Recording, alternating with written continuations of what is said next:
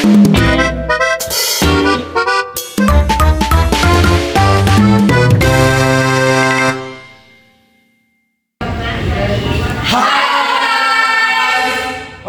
kami dari kelompok 5. Di sini kami akan membahas aplikasi turunan. Sebelum itu, izin memperkenalkan diri. Nama saya Muhammad Fauzan dan ini adalah teman saya. Saya Muhammad Rubaya. Saya Joshua Ivan Pasioka. Saya Siti Masita. Saya Revalia Masari. Saya Jida Malisa. Dan saya Nuraini. Selamat menyaksikan. Kita akan menjelaskan aplikasi turunan. Apa sih aplikasi turunan? Apa aja yang ada dalam aplikasi turunan? Ada nilai maksimum dan minimum, kemudian ada titik kritis, kemonotonan, kecekungan, dan titik belok. Dan setelah kita mengetahui dari semua ini, kita akan membuat grafik seperti ini. Nah, di sini saya akan menjelaskan yaitu nilai maksimum dan minimum. Nilai maksimum adalah nilai tertinggi yang dicapai suatu fungsi, sedangkan nilai minimum adalah nilai terendah yang dicapai suatu fungsi. Nah, di sini ada contoh soalnya yaitu fx sama dengan 2x pangkat 3 min 3x kuadrat min 12x plus 7 dalam selang 2, min 2. Nah, di sini bisa dilihat di titik kritisnya yaitu fx-nya ada min 13, 3, min 13 dan 4. Dan 14. Nah, di sini kita bisa lihat titik terendah dan titik tertingginya. Di sini bisa kita lihat bahwa min 13 adalah titik terendahnya. Jadi kita sebut nilai minimum. Nah, sedangkan 14 karena nilai tertinggi, jadi kita sebut dengan nilai maksimal. Jadi yang kedua di sini ada titik kritis. Apa sih titik kritis itu? Jadi titik kritis itu tempat berhenti sejenak. Jadi titik kritis itu tuh titik yang dimana tidak terjadi adanya perubahan, kayak fungsinya itu tidak naik, tidak turun kayak gitu. Jadi titik tempat berhenti gitu kan. Nah, di sini kita kalau misalnya ingin mencari titik kritis ada 3 langkah-langkahnya. Yang pertama, yakni kita substitusi ujung selang ke dalam fungsinya. Jadi yang kedua ada titik stasioner. Nah, titik stasioner itu ketika f aksen sama dengan 0 atau turunan pertamanya sama dengan 0. Dan yang ketiga itu titik singular. Nah, titik singular itu apabila f aksennya itu tidak ada. Nah, titik singular itu tuh titik yang dimana kita tuh x-nya tidak terdefinisi atau aksen x-nya tidak terdefinisi gitu. Nah, kita bisa lihat ke contoh soalnya. Contoh soalnya ada fx sama dengan 2x pangkat 3 minus 3x kuadrat minus 12x plus 7 di selang tertutup 2 sampai minus 2. Nah, kita cari langkah pertama yaitu ujung selang. Kita substitusi ujung selangnya. Ada 2 sama minus 2 di sini. Kita substitusi ke dalam fungsinya. 2 kita masukkan sebagai pengganti x, berarti 2 dikali 2 pangkat 3 kurang 3 dikali 2 kuadrat minus 12 dikali 2 ditambah 7. Nah, kita hitung. Ingat di sini ada perkalian dengan pangkat. Kita dahulukan yang pangkat.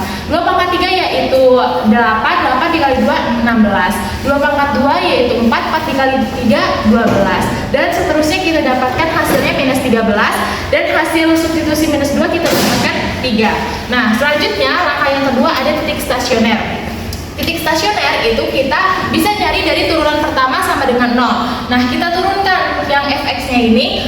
Ingat, turunan itu pangkat dikalikan dengan perkalian yang ada di depan x-nya ini. 3 kali 2 sama dengan 6. Terus 2 dikali 3 sama dengan 6. Nah, pangkatnya itu dikurangin 1. Jadi 3 dikali 2 kan 6. 3 dikurangin 1 2. Jadi 6x kuadrat minus 6x minus 12. Ini turunan pertama dari fx yang soalnya. Nah, terus selanjutnya yang di sini kan teman-teman ada 6 sama 12. Itu kelipatan dari 6. Nah, kita faktorkan 6-nya keluar. Jadi 6 difaktorkan keluar, 6 dikalikan dengan x kuadrat minus x minus 12. Nah, selanjutnya x kuadrat minus x minus 12-nya kita faktorkan.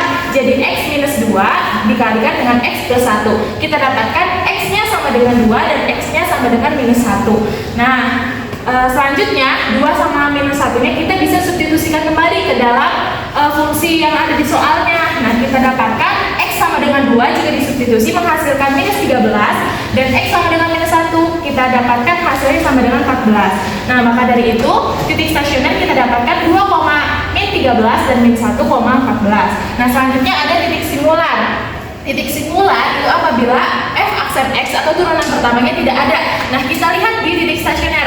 Nah, f aksen x-nya kan ada, makanya titik singularnya nggak ada. Atau kita bisa simpulkan bahwasanya titik singular pada f aksen x itu tidak ada karena fungsi tersebut polinom. Oke, untuk selanjutnya itu adalah kemonotonan. Kemonotonan itu kita mencari fungsinya itu naik atau turun ya kan. Kita bisa mengetahui dari f aksen x-nya atau lebih besar dari 0 itu adalah tandanya fungsinya itu naik. Dan kalau f aksen lebih kecil dari 0 itu adalah fungsinya turun. Jadi kita bisa lihat dari contohnya ini, kemonotonan dari soal yang di atas kita bisa ketahui bahwa f aksennya itu sudah ketahui ya di titik kritisnya f aksennya adalah x sama dengan 2 dan x sama dengan min 1 ya kan.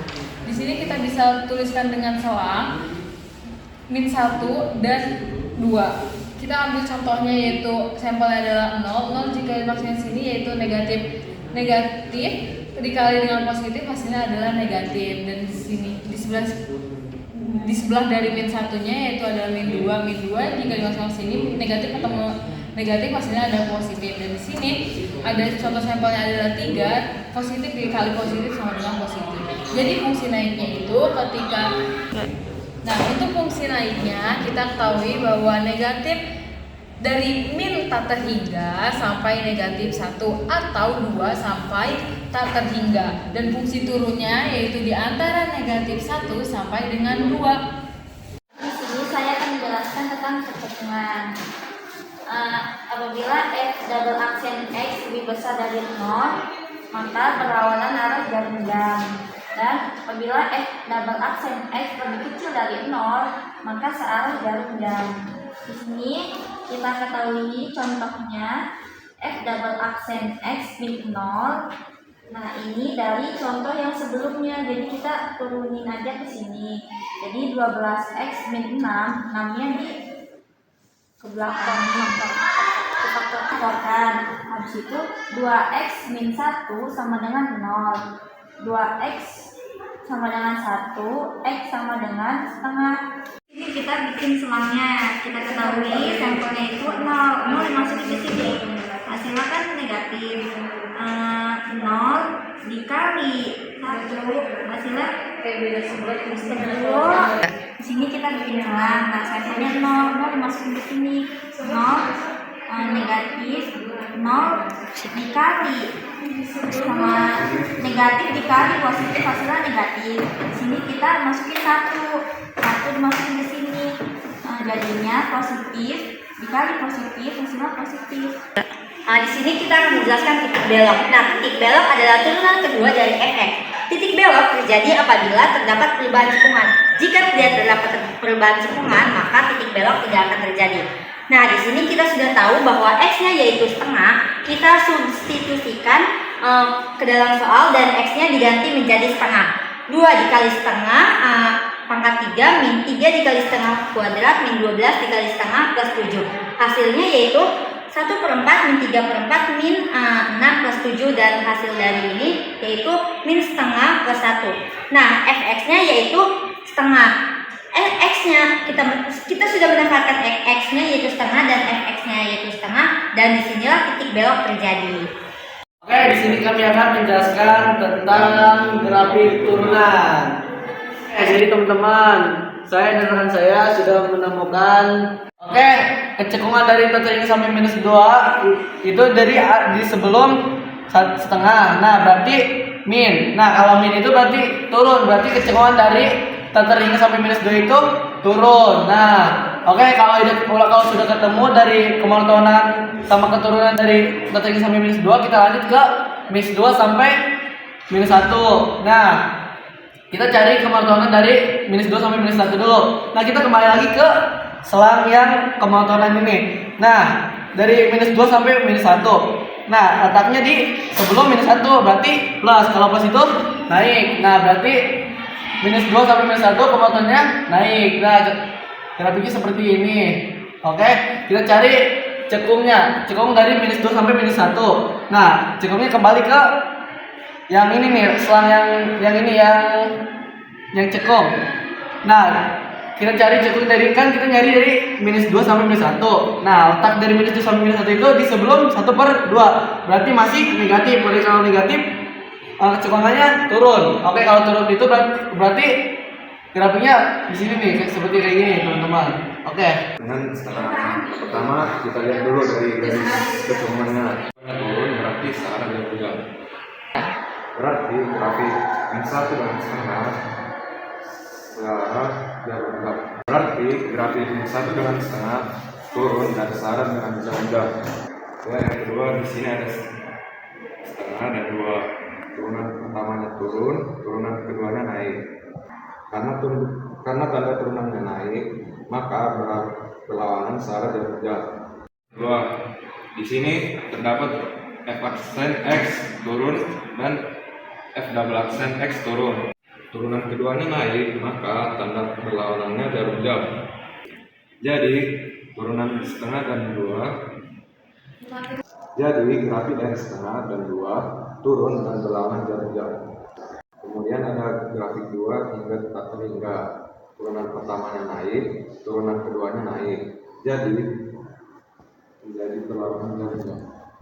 Jadi grafik 2 hingga tak terhingga naik dan berlawanan jarum jam. Kita kan sudah membuat grafiknya nih, jadi kita mengetahui ini nilai maksimumnya dan minimumnya. Untuk nilai maksimumnya ada di min 1 dan 14, dan nilai minimumnya ada di 2 dan min 13. Serta ini ada titik beloknya itu ada di setengah dan setengah. Kenapa terjadi titik belok? Karena terjadinya perbedaan cekungan antara cekungan turun dan cekungan naik. Jadi gimana nih guys? Ngerti nggak? Paham nggak? Jelas gak? Jelas dong. Behind the scene.